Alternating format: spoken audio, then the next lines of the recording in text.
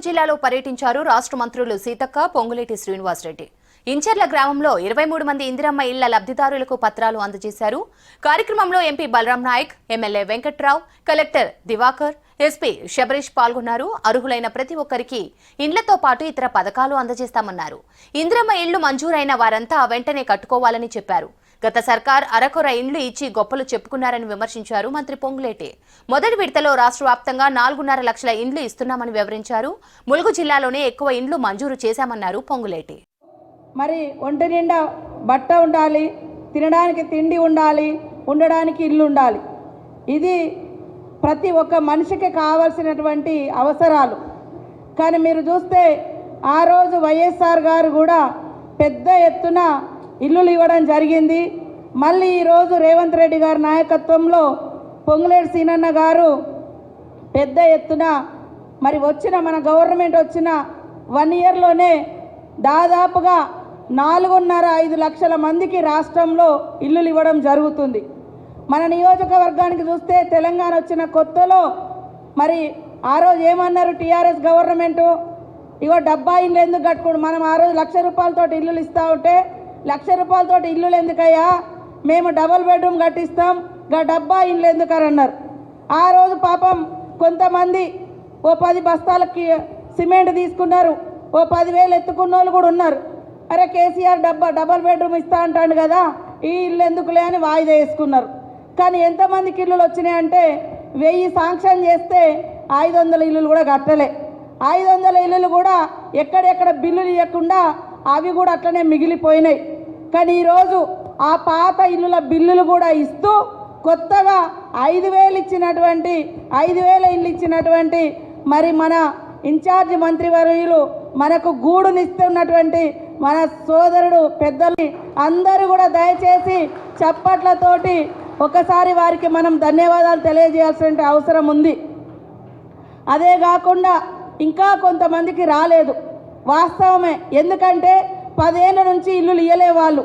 10 ఏళ్ళ నుంచి కనీసం ఏడాదికి 1,000 ఇల్లులు ఇచ్చిన ఈ నియోజకవర్గానికి 10,000 మందికి ఇల్లులు వచ్చేది, 10,000 కుటుంబాలకు.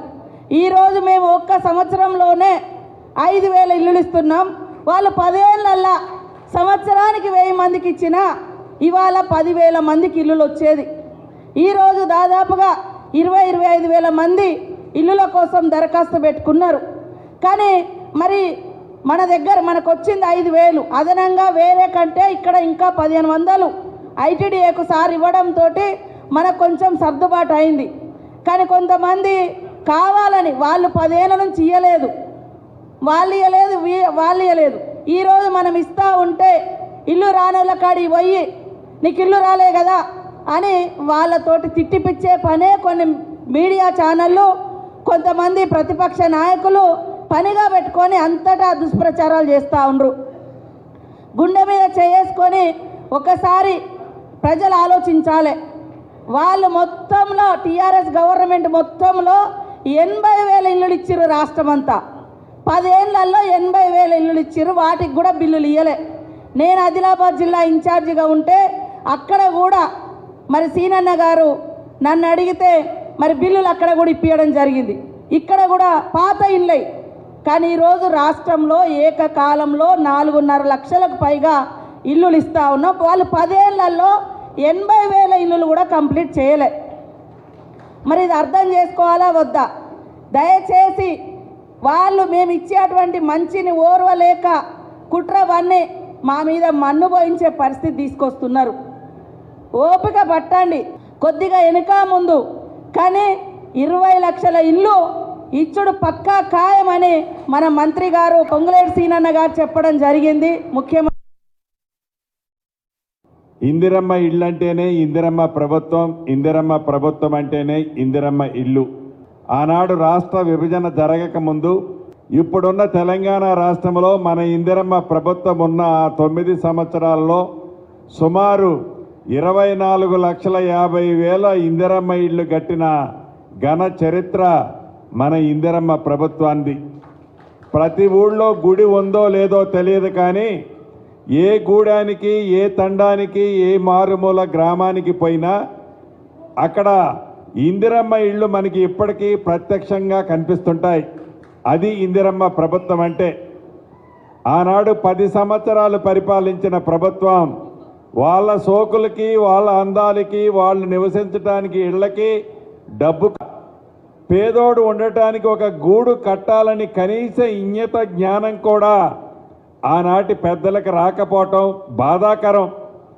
ఎప్పుడు ఎన్నికలు వచ్చినా, ఎప్పుడు ఓటు వేయాల్సి వచ్చినా బొమ్మలు చూపించేది పేపర్లలో, టీవీలలో.